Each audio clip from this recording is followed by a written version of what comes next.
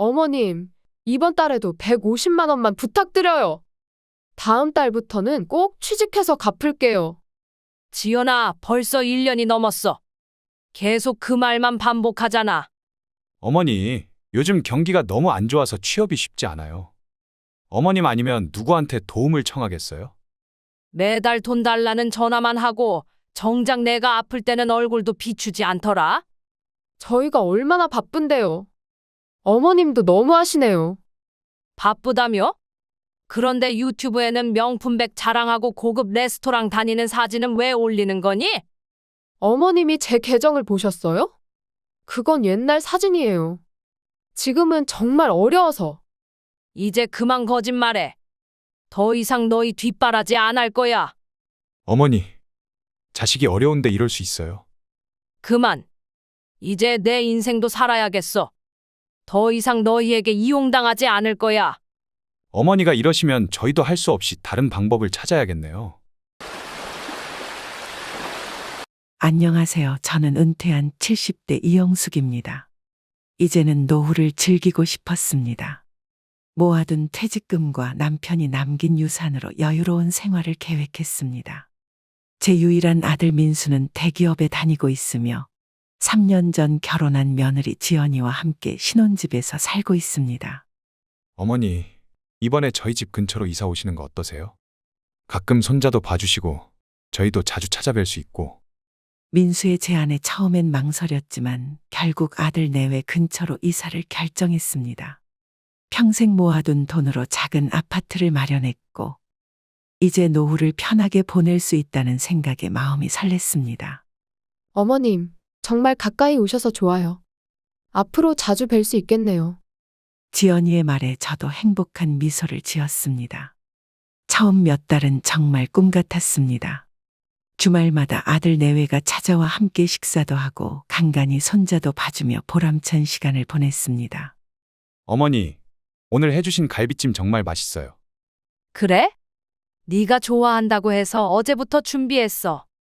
가족과 함께하는 시간은 제게 큰 기쁨이었습니다. 하지만 이런 평화는 오래가지 않았습니다. 이사 온 지 약 6개월쯤 되었을 때 어느 날 민수가 표정이 어두운 채로 저를 찾아왔습니다. 어머니, 죄송한데 좀 급한 일이 생겼어요. 저는 아들의 심각한 표정에 놀라며 물었습니다.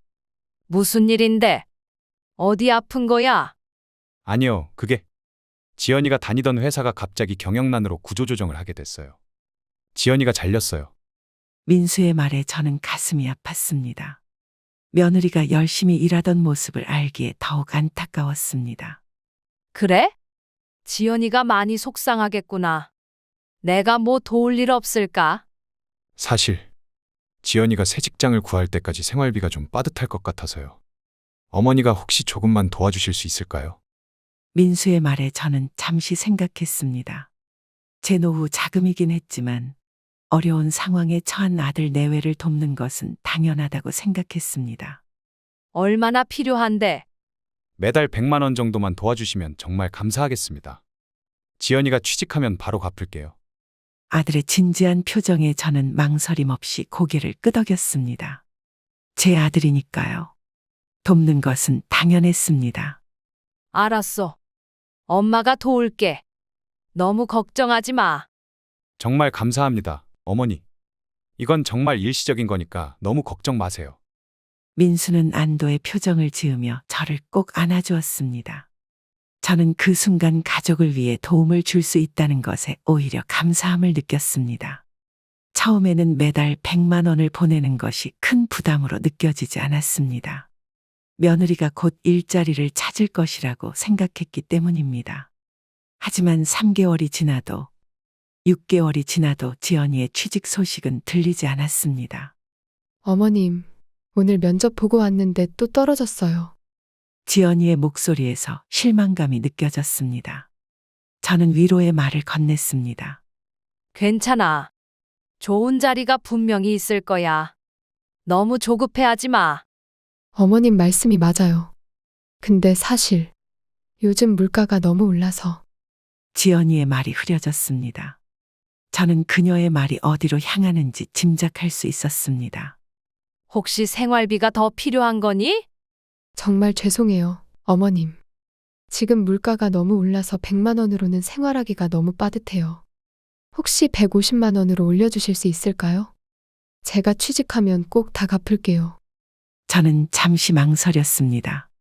매달 150만 원은 제 연금에서 꽤 큰 부분을 차지하는 금액이었습니다. 하지만 어려운 시기를 겪고 있는 아들 내외를 외면할 수는 없었습니다. 알았어. 150만 원으로 올려줄게. 정말 감사합니다, 어머님. 어머님 같은 분이 없어요. 지연이의 밝은 미소에 저도 따뜻한 마음이 들었습니다. 하지만 그날 밤 혼자 남겨진 집에서 통장 잔고를 확인하며 불안한 마음이 들었습니다. 이대로 계속 도와주다가는 제 노후 자금이 빠르게 줄어들 것이 분명했습니다. 일주일 후 우연히 마트에서 쇼핑하던 중 지연이를 발견했습니다. 그녀는 저를 보지 못했고 고가의 명품 가방을 들고 친구로 보이는 여성과 즐겁게 대화를 나누고 있었습니다. 저는 순간 발걸음을 멈추었습니다. 가방 백화점에서 200만 원 넘게 주고 산 거야. 남편한테는 비밀이야. 지연이의 말이 제 귀에 들렸습니다. 얼마 전까지 생활고를 호소하던 사람이 어떻게 200만 원짜리 가방을 살 수 있는지 의문이 들었습니다. 근데 요즘 시어머니한테 생활비 받는 거 어때? 잘 되고 있어. 친구의 질문에 지연이가 킥킥 웃으며 대답했습니다. 완전 잘 되고 있지. 처음엔 100만 원 받다가 지금은 150만 원으로 올렸어. 진짜 쉽더라. 취직 안 된다고 하니까 별말 없이 그냥 주시네. 저는 그 자리에서 얼어붙은 듯 서 있었습니다. 조용히 그 장소를 벗어나 집으로 돌아왔습니다. 집에 돌아와 진정을 하며 깊은 생각에 잠겼습니다. 화가 나기도 했지만 성급하게 행동하고 싶지 않았습니다. 이 상황을 어떻게 해결해야 할지 고민하기 시작했습니다. 지연이의 거짓말을 발견한 후 제 마음은 혼란스러웠습니다. 분노와 배신감이 밀려왔지만 바로 문제를 제기하기보다는 더 지켜보기로 했습니다. 어쩌면 제가 들은 대화를 오해한 것일 수도 있으니까요. 이런 생각으로 일단은 평소와 같이 행동하기로 했습니다. 어머님, 다음 주에 민수 생일인데 어떻게 할까요? 지연이의 전화에 저는 약간의 긴장감을 느끼며 대답했습니다. 그러게. 뭐 특별히 생각하고 있는 거 있어? 민수가 요즘 스트레스를 많이 받아서 좋은 음식점에서 식사라도 하면 어떨까 싶어요. 그래? 좋은 생각이네. 통화를 마치고 저는 한숨을 내쉬었습니다. 전에는 느끼지 못했던 불편함이 이제는 모든 대화에서 느껴졌습니다. 그날 저녁 민수의 생일 선물을 고르러 백화점에 갔습니다. 평소 민수가 좋아하던 브랜드의 지갑을 사려고 했는데 가격표를 보고 놀랐습니다. 65만 원이라니 제가 생각했던 것보다 훨씬 비쌌습니다. 지갑을 구경하던 중 우연히 민수와 지연이를 발견했습니다. 그들은 저를 보지 못했고 명품 매장에서 뭔가를 열심히 고르는 중이었습니다. 호기심에 조금 더 가까이 다가가 보니 지연이가 고급 시계를 착용해보고 있었습니다. 여보, 이거 어때요? 내 생일 선물로 이걸로 해줘요. 비싸긴 한데 마음에 들면 사도 돼. 고마워요. 사랑해요. 지연이가 민수의 볼에 뽀뽀하는 모습을 보며 저는 그 자리에 얼어붙었습니다. 이 부부가 생활비가 부족하다며 저에게 매달 150만 원을 받으면서 동시에 수백만 원짜리 명품을 구매한다는 사실이 믿기지 않았습니다. 백화점을 나와 집으로 돌아오는 길, 머릿속이 복잡했습니다. 그동안 제가 얼마나 순진했는지 깨닫게 되었습니다. 집에 도착해서 바로 통장 내역을 확인했습니다. 지난 8개월간 아들 내외에게 준 돈이 무려 1,050만 원에 달했습니다. 그 돈이 어디에 쓰였는지 생각하니 속이 쓰렸습니다. 다음 날 저는 카페에서 오랜 친구 미영을 만났습니다. 그동안 있었던 일을 털어놓고 싶었습니다. 미영아, 요즘 민수랑 지연이 때문에 고민이 많아. 무슨 일 있어? 얼굴이 어두워 보이네. 저는 가능한 감정을 억누르며 상황을 설명했습니다. 지연이가 실직했다고 해서 매달 150만 원씩 주고 있는데 어제 백화점에서 명품 시계를 사는 걸 봤어요. 미영의 눈이 커졌습니다. 뭐라고? 그게 말이 돼?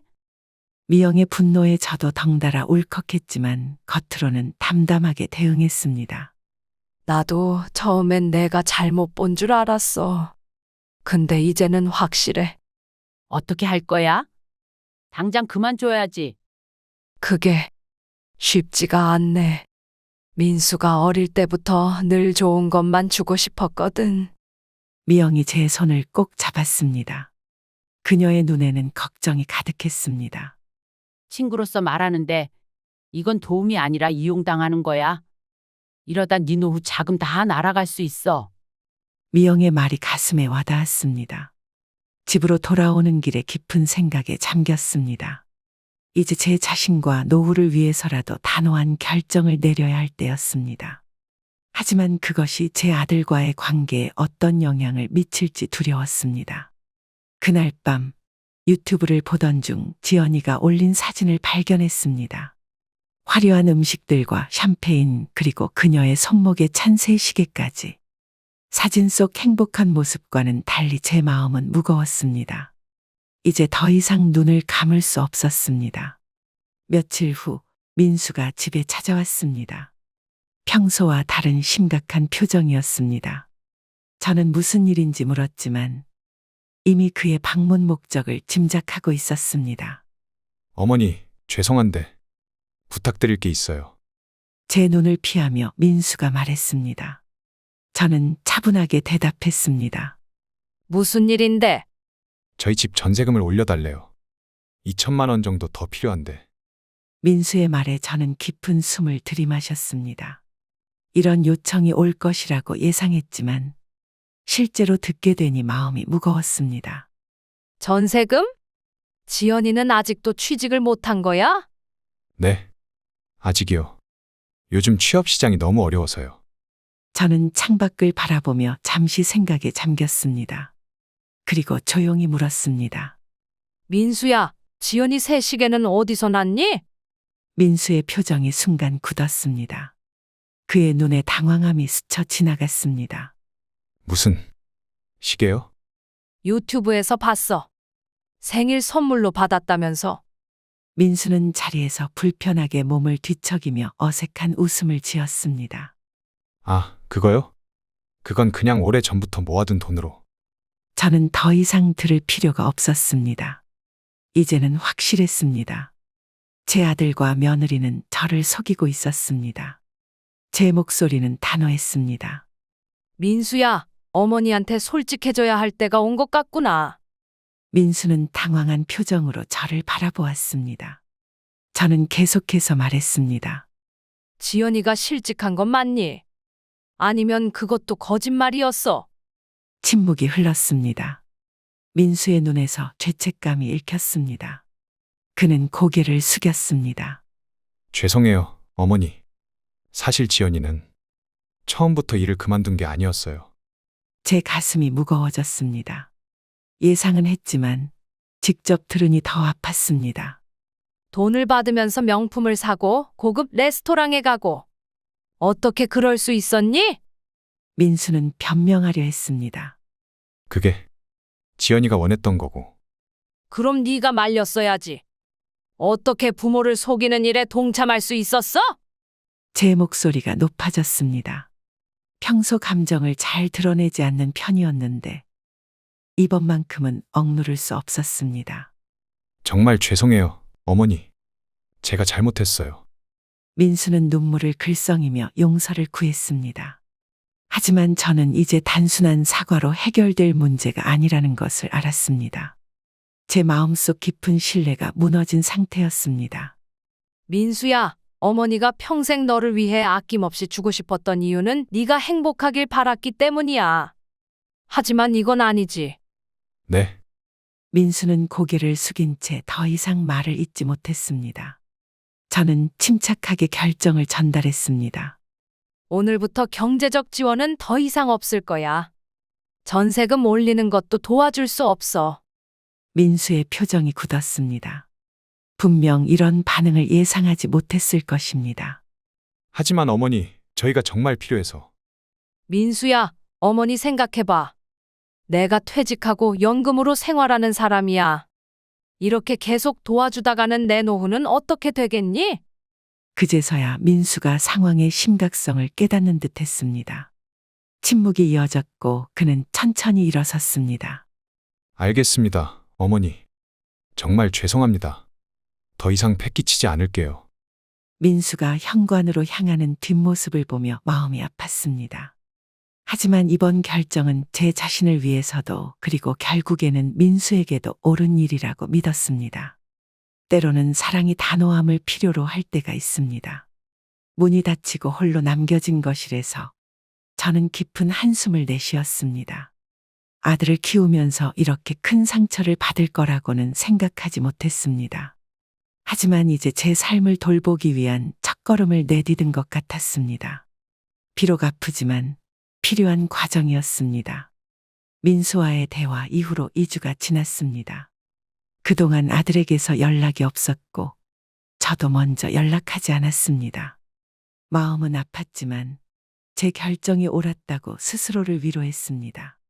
그러던 어느 날 아침 지연이에게서 문자가 왔습니다. 어머님, 오랜만이에요. 잘 지내시죠? 이번 주말에 저희 집에 식사하러 오세요. 갑작스러운 초대에 의아했지만 화해의 기회라 생각하고 수락했습니다. 그래, 가볼게. 주말 아들 내외의 집을 방문했습니다. 현관문을 열자 지연이가 환한 미소로 저를 맞이했습니다. 어머님, 오랜만이에요. 들어오세요. 집 안으로 들어서자 식탁에 정성스럽게 차려진 음식들이 보였습니다. 민수도 어색한 미소로 저를 반겼습니다. 어머니, 안녕하세요. 식사는 이상할 정도로 화기애애한 분위기였습니다. 마치 이전에 갈등이 없었던 것처럼 지연이는 끊임없이 웃으며 이야기했고 민수도 평소보다 더 공손했습니다. 하지만 저는 이 갑작스러운 변화가 의심스러웠습니다. 요즘 민수가 회사에서 승진할 가능성이 있다고 하더라고요. 어머님, 지연이의 말에 저는 미소로 답했습니다. 그래? 잘 됐구나. 식사를 마치고 커피를 마실 때 드디어 민수가 본격적인 이야기를 꺼냈습니다. 어머니, 사실 말씀드릴 게 있어요. 저는 이미 이 자리의 진짜 목적을 짐작하고 있었습니다. 내심 한숨이 나왔지만 표정을 관리하며 대답했습니다. 무슨 일인데? 저희가 전에 잘못했던 것 진심으로 사과드려요. 정말 죄송했습니다. 민수의 말은 진심 어린 것 같았습니다. 하지만 곧이어 지연이가 덧붙인 말에 제 마음은 다시 경계로 돌아섰습니다. 어머님, 저희가 정말 깊이 반성하고 있어요. 그런데 이번에 진짜 급한 일이 생겼어요. 역시나란 생각이 들었습니다. 이 모든 친절과 사과가 또 다른 경제적 요청을 위한 포장에 불과했던 것입니다. 저는 말없이 그들의 이야기를 기다렸습니다. 장인어른이 갑자기 많이 편찮으셔서 병원비가 좀 필요해요. 민수가 조심스럽게 말했습니다. 장인어른이 갑자기 쓰러지셨어요. 수술이 필요한데 보험이 적용되지 않는 부분이 있어서. 저는 잠시 생각에 잠겼습니다. 정말 급한 일이라면 도와줘야 하는 것 아닌가 하는 생각과 이것이 또 다른 거짓말은 아닌지 의심이 교차했습니다. 얼마나 필요한데? 3천만 원 정도요. 놀라울 정도로 큰 금액이었습니다. 저는 심호흡을 하며 진정했습니다. 사돈댁은 형제들도 없니? 왜 하필 나한테 이런 부탁을 하는 거야? 지연이가 눈물을 글썽이며 답했습니다. 퇴직하셔서 여유가 없으시고 제 오빠는 지금 사업이 안 좋아서요. 저는 더 이상 이야기를 듣고 싶지 않았습니다. 이전의 경험으로 인해 이들의 말을 그대로 믿기 어려웠습니다. 미안하지만 내가 도와줄 수 없을 것 같아. 나도 이제 퇴직한 사람이고 내 노후를 위한 자금이야. 민수와 지연이의 표정이 굳었습니다. 지연이의 눈에서 눈물이 떨어졌습니다. 하지만 어머님, 이건 정말 급한 일이에요. 친정 아버지 생명이 위험해요. 제 마음이 흔들렸지만 한 가지 확인해보고 싶은 생각이 들었습니다. 지연이 친정에 내가 한번 전화해 볼게. 지연이의 표정이 순간 변했습니다. 당황한 기색이 역력했습니다. 아, 그게. 지금은 친정 아버지가 중환자실에 계셔서 전화 받기 힘드실 거예요. 더 이상의 확인은 필요 없었습니다. 이것도 거짓말이라는 확신이 들었습니다. 저는 자리에서 일어났습니다. 미안하지만 난 이만 가볼게. 집을 나서는 제 발걸음은 무거웠습니다. 한편으로는 내 아들이 이토록 거짓말을 일삼는 사람이 되었다는 사실에 실망감이 컸고, 다른 한편으로는 단호하게 거절한 제 모습에 작은 뿌듯함도 느꼈습니다. 이제는 정말 제 자신을 지켜야 할 때였습니다. 집으로 돌아오는 길에 지연이의 친구 소연에게 연락했습니다. 소연은 지연이의 고등학교 동창으로 우연한 기회에 제가 알게 된 사람이었습니다. 소연 씨, 혹시 지연이 아버님 상태 아세요? 네? 아버님이요? 지난주에 골프 치는 모습을 유튜브에 올리셨던데. 무슨 일 있으세요? 이 말을 듣는 순간 제 가슴에 분노가 일었습니다. 역시 모든 것이 거짓말이었습니다. 돈을 요구하기 위한 또 다른 속임수였던 것입니다. 아들 내외의 거짓말을 확인한 후 저는 그들과 거리를 두기로 결심했습니다. 연락도 최소한으로 줄였고 그들의 요청에도 단호하게 거절의 뜻을 전했습니다. 그러자 예상대로 민수와 지연이의 연락도 뚝 끊겼습니다.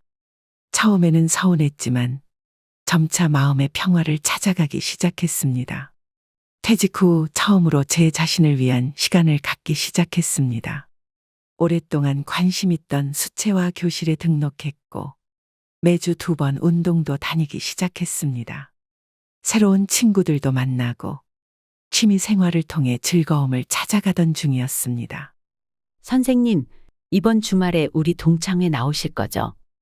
수채화 교실에서 만난 동갑내기 친구 정희가 물었습니다. 아직 고민 중이야. 오랜만에 많은 사람들 만나는 게 좀 부담스럽네. 에이, 꼭 오세요. 다들 선생님 만나길 기대하고 있어요. 정희의 따뜻한 권유에 웃음이 났습니다.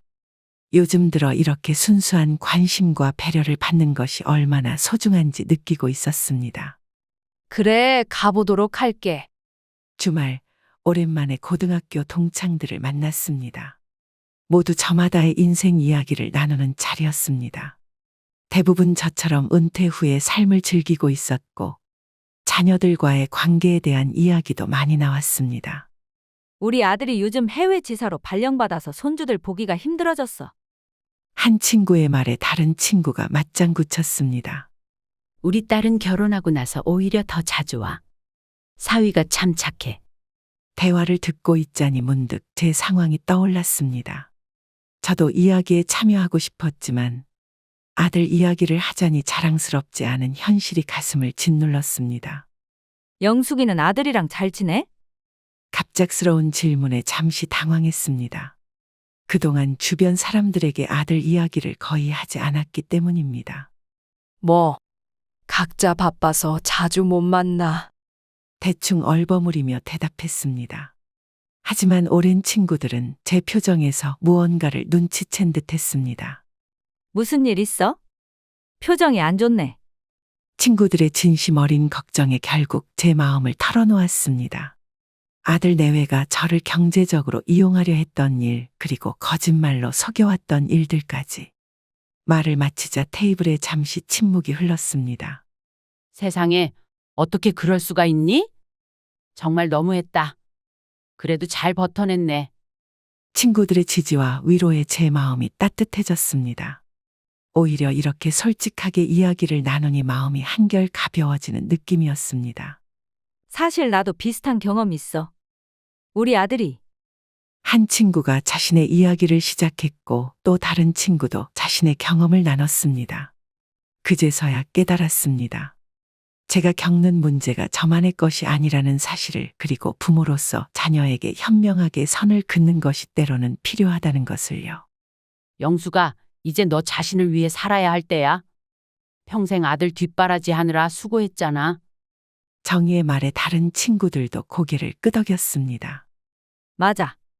이제는 내 인생을 즐겨. 취미도 갖고 여행도 다니고. 그래, 너무 아들 생각에 매여 있지 마. 이제 내 행복을 찾을 때야. 친구들의 조언이 큰 위로가 되었습니다. 동창회를 마치고 돌아오는 길, 오랜만에 마음이 가벼웠습니다. 더 이상 아들의 거짓말에 상처받지 않기로, 그리고 이제부터는 진정으로 제 삶을 살기로 결심했습니다. 집에 돌아와 오랫동안 미뤄두었던 여행 책자들을 펼쳐보았습니다. 늘 가보고 싶었던 유럽 여행, 친구들과 함께하는 제주도 여행 등 많은 계획을 세우며 설레는 마음이 들었습니다. 제 인생의 새로운 장이 시작되고 있었습니다. 동창회 이후 한 달이 지났습니다. 그동안 저는 정말 제 자신을 위한 시간을 보냈습니다. 수채화 교실도 꾸준히 다니고 근처 요가 센터에도 등록했습니다. 새로운 취미와 활동으로 일상이 풍요로워지면서 아들 내외의 일은 조금씩 마음의 짐에서 내려놓을 수 있었습니다. 어느 날 아침, 오랜 친구 미영에게서 전화가 왔습니다. 영수가 요즘 어떻게 지내? 잘 지내.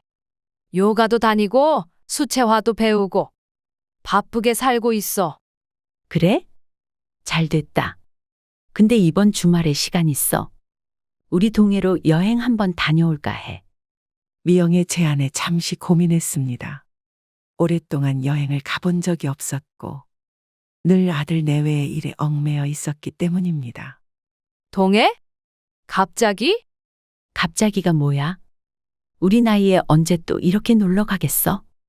인생 즐겨야지. 미영의 말에 웃음이 나왔습니다. 맞습니다. 이제는 제 인생을 즐길 때였습니다. 알았어. 가자. 주말, 미영과 함께 동해로 2박 3일 여행을 떠났습니다. 바다를 보는 것만으로도 마음이 탁 트이는 기분이었습니다. 해변을 걸으며 깊은 대화를 나누고 맛있는 해산물도 먹고 숙소에서 밤늦게까지 이야기를 나누며 즐거운 시간을 보냈습니다. 영수가 너 요즘 표정이 정말 밝아졌어. 미영의 말에 저도 모르게 미소가 지어졌습니다. 그래? 나도 모르게 변한 것 같아. 맞아. 예전에는 항상 민수 이야기만 하면 표정이 어두워졌는데 이제는 그런 것도 없고. 미영의 말을 듣고 생각해보니 정말 그랬습니다. 예전에는 항상 아들 생각으로 마음이 무거웠는데 이제는 제 삶에 집중하면서 오히려 더 행복해졌습니다. 고마워, 미영아. 네가 많이 도와줬어. 친구 좋다는 게 뭐야? 이렇게 서로 의지하면서 사는 거지. 여행을 마치고 집으로 돌아오는 길, 마음이 한결 가벼웠습니다. 오랜만에 느끼는 해방감이었습니다. 이제는 정말 제 삶을 살아갈 준비가 된 것 같았습니다. 집에 도착해 짐을 풀던 중 핸드폰에 민수에게서 온 메시지를 확인했습니다. 어머니, 연락드렸는데 받지 않으셔서 걱정했어요. 괜찮으신가요? 순간 짜증이 올라왔습니다.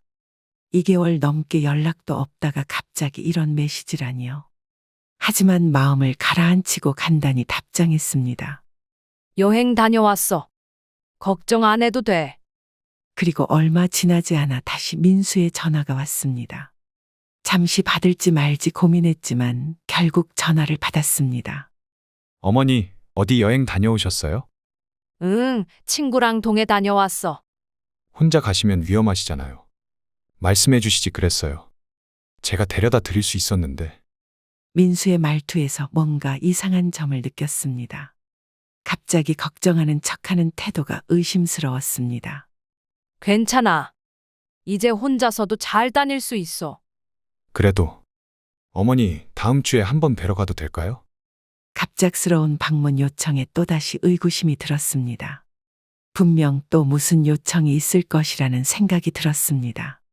무슨 일 있니? 특별한 일은 없고 그냥 어머니 얼굴 뵙고 싶어서요. 믿기지 않았지만 거절할 이유도 없었습니다. 하지만 이번에는 제가 주도권을 쥐고 싶었습니다.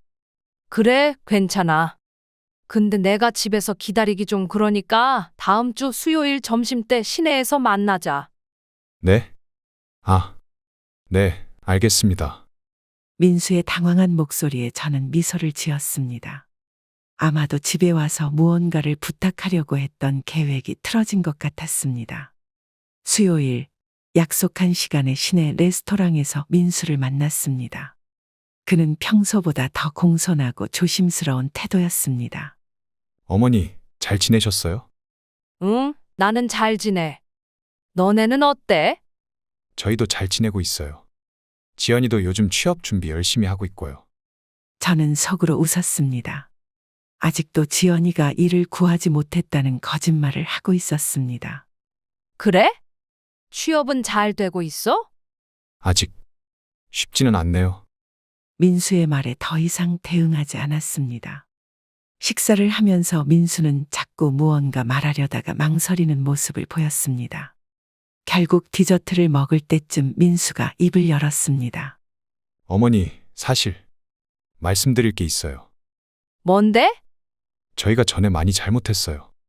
정말 죄송합니다. 어머니 속 많이 상하게 해드렸죠. 민수의 사과에 저는 담담하게 대답했습니다. 이제 와서 그런 이야기는 소용없어. 그냥 앞으로 각자 잘 살면 돼. 아니에요, 어머니. 저희가 정말 반성하고 있어요. 그래서 어머니 댁에 자주 찾아뵙고 관계를 회복하고 싶은데 저는 민수의 눈을 똑바로 바라보았습니다. 그의 진심을 확인하고 싶었습니다. 정말 그것 때문에 만나자고 한 거야? 네. 그리고 역시 그리고가 나왔습니다. 저는 한숨을 내쉬었습니다. 그리고 뭐? 저희가 곧 이사를 하려고 하는데요. 어머니 댁 근처로 가려고요. 그러면 더 자주 뵐 수 있을 것 같아서. 왜 갑자기 이사를? 아, 그게 집주인이 전세금을 많이 올려달라고 해서요. 의심스러운 이야기였지만 더 듣기로 했습니다. 그래서? 그래서 혹시 어머니가 조금만 도와주실 수 있을까 해서요. 역시나 금전적인 도움을 요청하는 것이었습니다. 저는 차분하게 대답했습니다. 미안하지만 내가 더 이상 경제적으로 도울 수는 없어. 이제 나도 내 노후를 위해 살아야 할 때야. 민수의 표정이 굳었습니다. 그의 눈에서 실망감이 읽혔습니다. 그럼 최소한 제가 통장을 하나 만들어야 하는데 어머니 명의로 만들어 주실 수 있을까요? 제 신용이 좀 안 좋아서. 이 요청에 저는 경계심이 더 커졌습니다. 통장을 제 명의로 만들어 달라니 분명 다른 의도가 있을 것이라고 생각했습니다. 왜 네 통장을 내 명의로 만들어야 하는데? 그게 제가 좀 빚이 있어서요. 채권 추심 때문에 제 통장으로는 돈을 모으기가 힘들어서. 아들의 말에 충격을 받았습니다. 빚이 있다는 사실을 처음 듣는 것이었습니다. 얼마나 빚이 있는데? 그게 좀 많아요. 얼마나? 5천만 원 정도. 그 말을 듣는 순간 속이 떨려왔습니다. 5천만 원이라는 큰 금액을 어디에 쓴 것인지 그리고 왜 지금까지 말하지 않았는지 의문이 들었습니다. 미안하지만 내 명의로 통장을 만들어 줄 수는 없어. 그건 불법이기도 하고 나중에 더 큰 문제가 생길 수도 있어. 민수의 표정이 어두워졌습니다. 더 이상 가식적인 친절함은 없었습니다. 어머니, 저 정말 급해요. 제발 도와주세요. 민수야, 네가 스스로 해결해야 할 문제야. 어머니에게 의존하지 말고. 식사를 마치고 헤어질 때 민수의 표정은 냉랭했습니다. 아마도 제가 도움을 거절한 것에 대한 실망감 때문이었을 것입니다. 하지만 저는 제 결정이 옳다고 확신했습니다. 이제는 정말 단호하게 선을 그어야 할 때였습니다. 민수와의 만남 이후 저는 궁금증을 참지 못하고 민수의 빚에 대해 더 알아보기로 했습니다.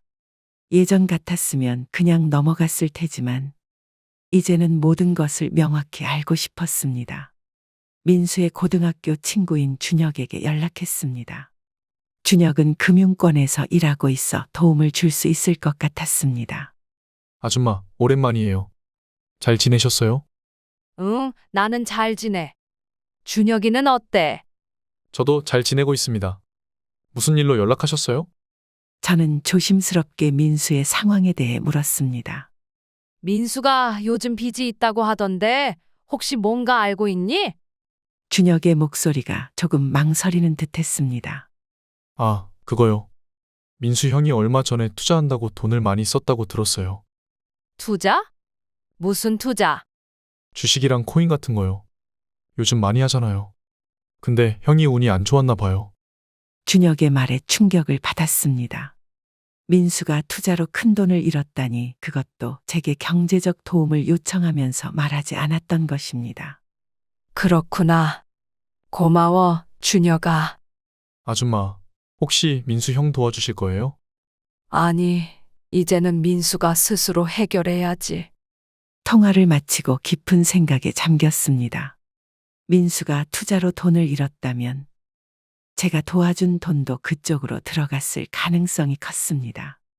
생각할수록 화가 났지만 한편으로는 확실한 사실을 알게 되어 다행이라는 생각도 들었습니다. 다음 날 결정적인 행동을 취하기로 했습니다. 은행에 가서 제 모든 계좌의 비밀번호를 변경하고 통장도 새로 발급받았습니다. 그리고 공인인증서도 재발급받아 보안을 강화했습니다. 이제 민수나 지연이가 어떤 식으로든 제 돈에 접근할 수 없도록 만들었습니다. 그날 오후 민수에게서 전화가 왔습니다. 어머니, 제가 어제 말씀드린 거 생각해 보셨나요? 응, 생각해봤어. 하지만 내 결정은 변함없어. 하지만 어머니, 저 정말 급하게 돈이 필요해요. 민수야, 나도 이제 알아. 네가 투자로 돈을 잃었다는 것도. 전화 너머로 잠시 침묵이 흘렀습니다. 누가 그런 말을? 중요한 건 그게 아니야. 중요한 건 네가 어머니에게 계속 거짓말을 하고 있다는 거지. 민수의 목소리가 달라졌습니다. 이제는 더 이상 공손함이나 친절함이 느껴지지 않았습니다. 어머니, 그냥 조금만 도와주시면 안 될까요? 이번만 도와주시면 다시는 안 그럴게요. 미안하지만 안 돼. 이제 네 문제는 네가 해결해야 해. 어머니도 참, 자식이 어려운데 도와주지도 않고. 민수의 원망 섞인 말에 마음이 아팠지만 저는 단호하게 대답했습니다. 민수야, 어머니는 이미 많이 도와줬어. 이제는 네가 스스로 일어설 때야. 전화를 끊고 나니 마음이 무거웠습니다. 하지만 동시에 제가 옳은 결정을 했다는 확신도 들었습니다. 이제는 진정한 독립을 해야 할 때였습니다. 민수를 위해서도 저 자신을 위해서도 말입니다. 그날 저녁 오랜만에 제 수채화 그림을 정리했습니다. 그동안 그린 작품들을 보니 제 실력이 점점 늘고 있다는 것을 느낄 수 있었습니다. 그림 속에는 제 감정, 제 인생이 담겨 있었습니다. 이제는 정말 제 삶을 위해 살아갈 시간이었습니다. 민수와의 마지막 통화 이후 2달 정도가 지났습니다. 그동안 아들 내외와는 연락이 완전히 끊겼습니다. 처음에는 허전한 마음도 들었지만 오히려 그 덕분에 제 삶에 더 집중할 수 있었습니다. 수채화 실력이 늘어 이번에는 동네 문화센터에서 작은 전시회도 열게 되었고 요가 수업도 꾸준히 다니며 건강도 챙겼습니다. 어느 날 아침 우연히 마트에서 지연이의 친정어머니 김 사부인을 만났습니다. 처음에는 어색했지만 예의상 인사를 나눴습니다. 이영숙 사부인, 오랜만이네요. 잘 지내셨어요? 네, 김 사부인도 잘 지내셨죠? 그럼요. 근데 요즘 민수랑 지연이는 어때요? 잘 지내나요? 김 사부인의 질문에 잠시 어떻게 대답해야 할지 망설였습니다. 사실 저도 아들 내외가 어떻게 지내는지 전혀 모르는 상황이었으니까요. 글쎄요, 저도 요즘 바빠서 자주 연락을 못했네요. 그래요? 지연이가 얼마 전에 직장을 구했다고 하던데. 이 말을 듣는 순간 놀라움을 감추지 못했습니다. 지연이가 계속 취업을 못했다고 거짓말했던 게 확실해졌습니다. 아, 그래요? 어디 취직했다고 하던가요? 대기업 마케팅 부서라고 하더라고요. 월급도 꽤 받는다며 자랑하던데. 충격적인 사실을 들었지만 겉으로는 아는 척 대답했습니다. 아, 네. 민수가 말해줬던 것 같기도 하네요. 김 사부인과 헤어진 후 마음이 복잡했습니다. 지연이가 취직했다면, 그것도 좋은 회사에 들어갔다면 왜 저에게는 계속 돈이 필요하다고 거짓말을 했을까요? 그동안 제가 얼마나 속아왔는지 다시 한번 깨달았습니다. 그날 오후 문득 궁금증이 생겨 인터넷으로 지연이를 검색해 봤습니다. 평소에는 유튜브를 잘 하지 않았지만 이번만큼은 확인해 보고 싶었습니다. 지연이의 프로필을 찾았고 놀랍게도 그녀의 직장 정보가 공개되어 있었습니다. 정말로 대기업에 근무 중이었고 프로필 사진은 고급스러운 사무실 배경이었습니다. 더 놀라운 것은 최근 올린 게시물이었습니다. 날짜를 보니 제가 경제적 지원을 중단한 직후였습니다. 그동안 돈이 없다며 저에게 매달 도움을 요청하던 그들이 사실은 고급 리조트에서 휴가를 즐기고 있었던 것입니다. 분노와 배신감이 밀려왔습니다. 하지만 동시에 제가 올바른 결정을 내렸다는 확신도 들었습니다. 그들의 거짓말과 속임수에서 벗어난 것은 정말 다행이었습니다. 다음 날 친구 미영과 만나 이 이야기를 나눴습니다.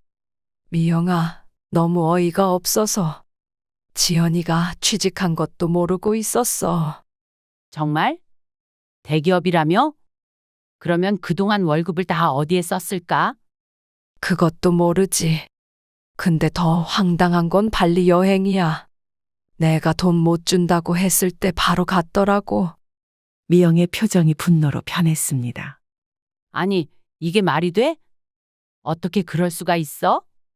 나도 처음엔 화가 많이 났는데 지금은 그냥 허탈해. 영수가 정말 잘한 결정이었어. 네가 계속 도와줬으면 그 돈으로 또 여행 다니고 명품 샀을 거야. 미영의 말에 고개를 끄덕였습니다. 맞습니다. 제가 그동안 도와준 돈은 아마도 그들의 사치품과 여행비로 쓰였을 것입니다. 생각할수록 분했지만 이제는 그런 감정에 매여 있고 싶지 않았습니다. 이제 민수와 지연이에 대한 이야기는 그만하자. 내 인생에서 중요한 건 이제 나 자신이야. 미영이 제 손을 꼭 잡아주었습니다. 맞아. 이제 우리는 우리 인생을 즐길 차례야. 그날 이후로 저는 아들 내외의 SNS를 더 이상 확인하지 않기로 했습니다. 그들의 거짓말과 속임수가 더 이상 제 마음을 흔들지 못하게 하기 위해서였습니다. 대신 제 삶에 더 집중했고 새로운 취미와 친구들과의 만남으로 하루하루를 충실히 보내기 시작했습니다. 아들 내외와 거리를 두고 약 6개월이 지났습니다. 그동안 저는 정말 많은 변화를 경험했습니다. 수채화 실력이 크게 향상되어 지역 예술제에서 상을 받기도 했고 요가 덕분에 건강도 많이 좋아졌습니다. 무엇보다 마음의 평화를 찾았고 더 이상 아들의 일로 밤잠을 설치는 일도 없었습니다. 어느 날 오후 갑작스럽게 초인종 소리가 들렸습니다. 평소에는 방문객이 거의 없었기 때문에 의아했습니다. 현관문을 열었을 때 지연이가 서 있었습니다. 6개월 만에 보는 얼굴이었습니다. 어머님, 안녕하세요. 지연이의 표정은 어딘가 불안해 보였습니다. 저는 담담하게 그녀를 맞이했습니다.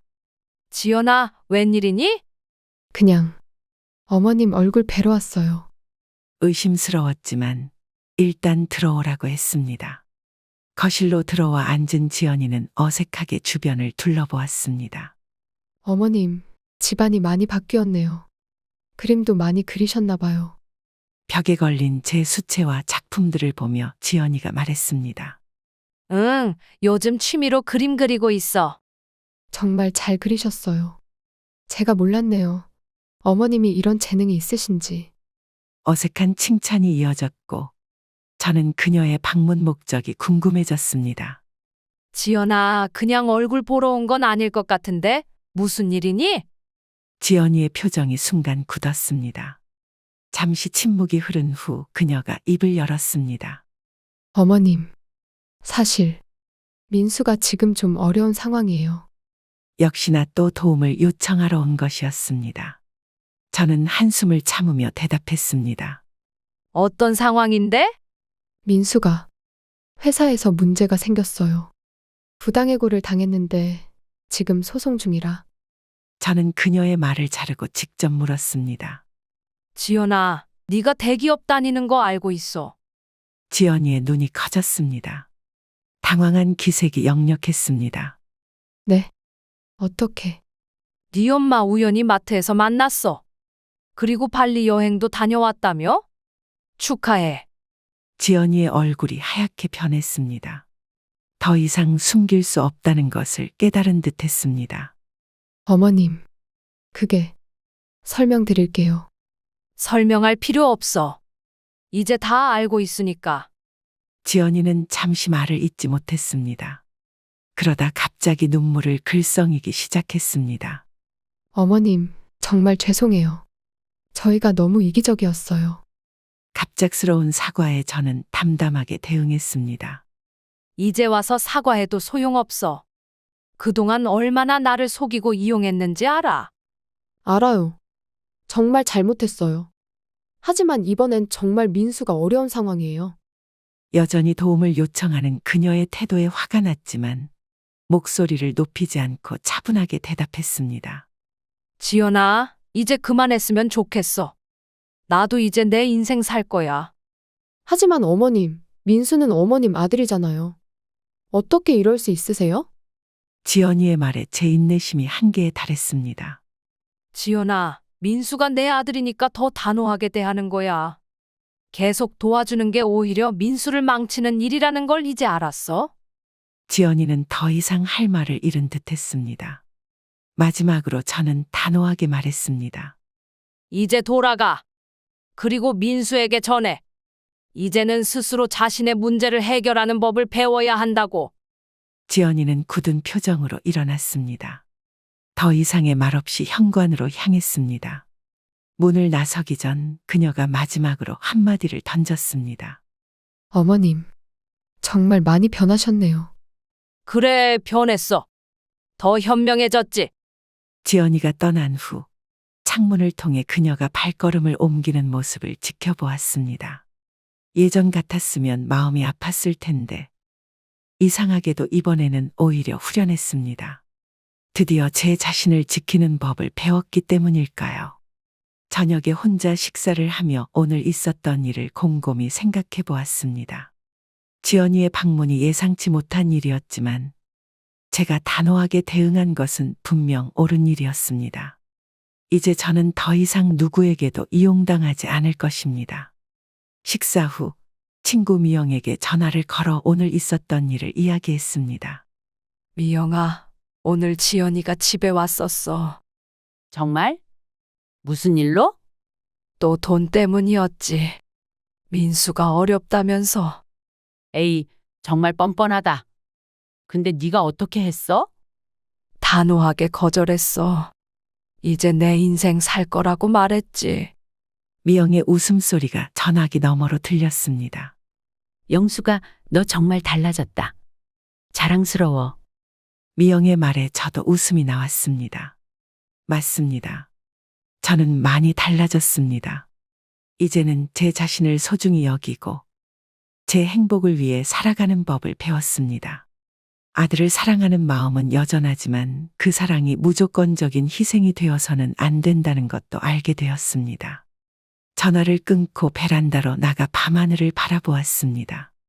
별이 유난히 밝게 빛나는 밤이었습니다. 마음이 평온해지는 느낌이었습니다. 이제 저의 인생은 새로운 국면을 맞이하고 있었고 그것은 분명 더 행복하고 의미 있는 방향으로 흘러갈 것이라는 확신이 들었습니다. 지연이의 방문 이후 또 한 달이 지났습니다. 아들 내외와는 여전히 연락이 없었지만 이제는 그것이 자연스럽게 느껴졌습니다. 그 사이 저는 동네 주민센터에서 열리는 자원봉사 모임에 참여하기 시작했습니다.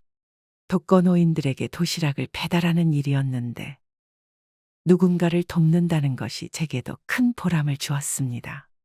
영숙 선생님, 오늘은 새로운 분이 계신 곳도 방문해야 해요. 봉사단체의 팀장 김 선생님이 말했습니다. 네, 알겠습니다. 어디에 사시는 분인가요? 대림동 쪽에 사시는 할아버님이세요. 거동이 불편하셔서 도움이 많이 필요하시대요. 새로운 방문지로 향하면서 저는 무언가 의미 있는 일을 한다는 기쁨을 느꼈습니다. 제가 도움을 받는 입장에서 이제는 도움을 주는 입장이 되었다는 사실이 뿌듯했습니다. 할아버님의 집에 도착해 초인종을 눌렀습니다. 한참을 기다려도 응답이 없어서 한 번 더 눌렀습니다. 누구십니까? 약한 목소리가 들렸습니다. 도시락 배달 왔습니다. 주민센터에서 왔어요. 문이 천천히 열리고 지팡이를 짚은 할아버님이 나타났습니다. 80대 후반으로 보이는 분이었고 얼굴에는 세월의 흔적이 깊게 패여 있었습니다. 아이고, 수고 많으십니다. 안녕하세요. 처음 뵙겠습니다. 도시락 가져왔습니다. 할아버님의 집은 매우 좁고 정리가 안 된 상태였습니다. 벽지는 오래되어 군데군데 벗겨져 있었고 살림살이도 낡아 보였습니다. 방 한 구석에는 약병들이 가지런히 놓여 있었습니다. 할아버님, 식사는 잘하고 계세요? 그럭저럭이요. 나이 들고 혼자 살다 보니 입맛도 없고. 말씀하시는 동안 할아버님의 손이 미세하게 떨리는 것이 보였습니다. 갑자기 안쓰러운 마음이 들었습니다. 가족분들은 어디 계세요? 이 질문에 할아버님의 표정이 순간 어두워졌습니다. 아들 내외가 있긴 한데 한 10년 전부터 연락이 끊겼어요. 그 말을 듣는 순간 마음이 무거워졌습니다. 이 할아버님도 자식 때문에 상처받은 것인지 궁금했지만 더 이상 질문하지 않았습니다. 오늘 도시락은 소불고기입니다. 맛있게 드세요. 고맙습니다. 정말 감사해요. 돌아가려는 저를 할아버님이 부르셨습니다. 저기, 혹시 다음에 오실 때 신문 좀 가져다 주실 수 있을까요? 나이가 들어 밖에 나가기가 힘들어서. 물론이죠. 다음에 올 때 가져올게요. 집을 나서며 할아버님의 모습이 자꾸 생각났습니다. 홀로 지내는 노인의 외로움이 어떤 것인지 이제야 조금 이해할 수 있을 것 같았습니다. 그리고 문득 생각했습니다. 만약 저도 이렇게 나이 들어 혼자가 된다면 어떨까요? 집으로 돌아오는 길에 슈퍼마켓에 들러 과일과 비타민을 구입했습니다. 다음 방문 때 할아버님께 드리기 위해서였습니다. 무언가를 나누는 기쁨이 이렇게 클 줄 몰랐습니다. 그날 저녁 우연히 TV에서 부모와 자식 간의 갈등을 다룬 프로그램이 방영되고 있었습니다. 비슷한 상황에 처한 다른 부모들의 이야기를 들으며 많은 공감이 되었습니다. 부모 자식 간의 갈등은 어느 가정에나 있는 것이었습니다.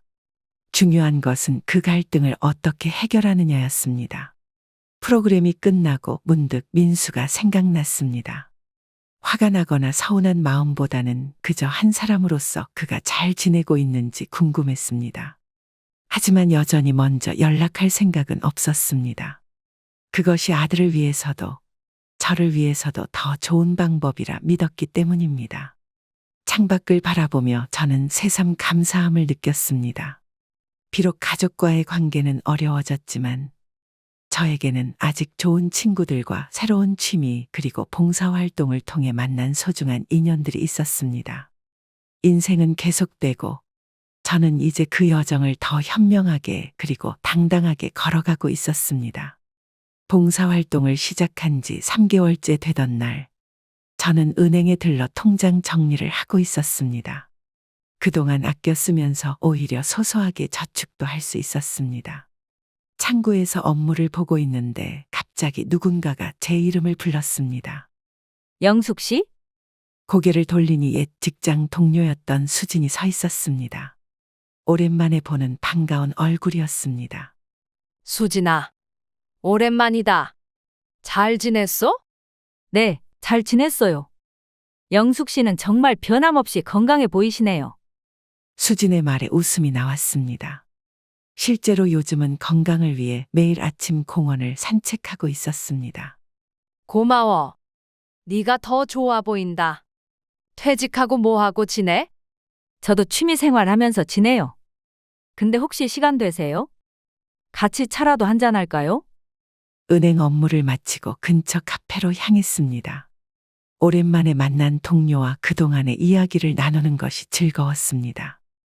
수지는 제 또래로 비슷한 시기에 퇴직했습니다. 영숙 씨, 요즘은 어떻게 지내세요? 아드님은 잘 지내시고? 수진의 질문에 잠시 어떻게 대답해야 할지 망설였습니다. 하지만 이제는 제 상황을 숨기지 않기로 했습니다. 솔직히 말하면 아들하고는 지금 연락 안 하고 지내. 서로에게 시간이 필요한 것 같아서. 아, 그렇군요. 힘드셨겠네요. 처음엔 그랬지. 근데 지금은 오히려 편해. 내 삶에 더 집중할 수 있으니까. 수지는 이해한다는 듯 고개를 끄덕였습니다. 저도 비슷한 경험이 있어요.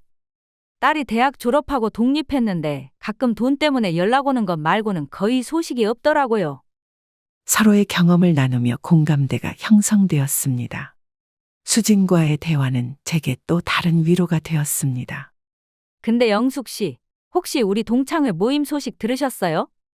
이번에 큰 행사를 준비 중이래요. 아니, 못 들었는데? 졸업 40주년 기념으로 큰 모임을 한다고 해요. 해외여행도 같이 가기로 했대요. 동창회 해외여행이라니 흥미로운 제안이었습니다. 예전 같았으면 아들 내외 생각에 망설였겠지만 이제는 주저없이 참여하고 싶었습니다. 재밌겠다. 나도 참여할래. 정말요? 너무 좋겠네요. 다음 주에 첫 모임이 있어요. 같이 가실래요? 그래, 좋아. 수진과 헤어진 후 설레는 마음으로 집에 돌아왔습니다. 해외여행을 간다면 새로운 경험이 될 것이고 동창들과 함께라면 더 즐거울 것 같았습니다. 여권을 확인해 보니 아직 유효기간이 남아 있었습니다. 이제 필요한 것은 여행 가방과 몇 가지 준비물 뿐이었습니다. 저녁을 준비하며 문득 핸드폰이 울렸습니다. 발신자 확인을 해보니 낯선 번호였습니다. 의아한 마음으로 전화를 받았습니다. 여보세요? 어머니, 저예요. 민수. 갑작스러운 아들의 목소리에 잠시 말문이 막혔습니다. 아들이 번호를 바꿨나 싶었습니다. 민수야, 웬일이니? 저기. 어머니, 시간 괜찮으시면 한번 뵙고 싶은데요. 아들의 요청에 경계심이 들었습니다. 지난번처럼 또 경제적 도움을 요청하는 것은 아닌지 의심스러웠습니다. 무슨 일인데? 그냥 얼굴 뵙고 이야기 나누고 싶어서요. 또 돈 때문에 그러는 거면 만나지 말자. 아니에요, 어머니. 그런 거 아니에요. 아들의 목소리가 진지하게 들렸습니다. 잠시 고민한 끝에 만나기로 했습니다. 그래? 언제 만날까? 내일 저녁에 시간 되세요? 알았어. 동네 카페에서 보자. 전화를 끊고 나니 묘한 기분이 들었습니다. 거의 9개월 만에 아들을 만나게 된다는 생각에 약간의 긴장감도 있었습니다. 하지만 이제는 어떤 상황이든 당당하게 마주할 수 있다는 자신감이 있었습니다. 내일 아들이 어떤 이야기를 하든 제 원칙은 변함없을 것입니다. 그날 밤 저는 오래간만에 옛 사진첩을 꺼내 보았습니다. 민수가 어릴 적 사진들이 담겨 있었습니다. 해맑게 웃고 있는 아들의 모습을 보니 마음 한구석이 아려왔습니다. 어쩌다 우리 관계가 이렇게 되었을까요? 하지만 후회는 없었습니다. 모든 것은 결국 선택의 문제였고 저와 민수는 각자의 선택에 책임을 져야 했습니다. 내일의 만남이 어떻게 될지 가벼운 마음으로 지켜보기로 했습니다. 사랑한다는 이유로 일방적인 희생만 하는 것은 진정한 사랑이 아님을 깨달았습니다. 자녀를 위한 최선의 선택은 때로는 아니오라고 말하는 용기입니다. 자녀가 스스로 서야 진정한 성장을 할 수 있고 부모도 자신의 삶을 소중히 여길 때 비로소 행복해질 수 있습니다. 가족 간의 진정한 관계는 존중과 진실 위에 세워져야 합니다. 저는 인생의 황혼기에 비로소 자신을 위한 삶을 살기 시작했고 그것이 제게는 새로운 시작이 되었습니다. 어떤 나이에도 자신을 찾고 행복을 추구하는 것은 결코 늦지 않습니다. 이제 저는 더 이상 누군가의 현금 인출기가 아닌 스스로의 삶을 당당하게 살아가는 한 사람으로서 매일을 소중히 채워가고 있습니다. 그럼 구독자 여러분, 오늘도 행복한 하루 되시길 기원하겠습니다. 감사합니다.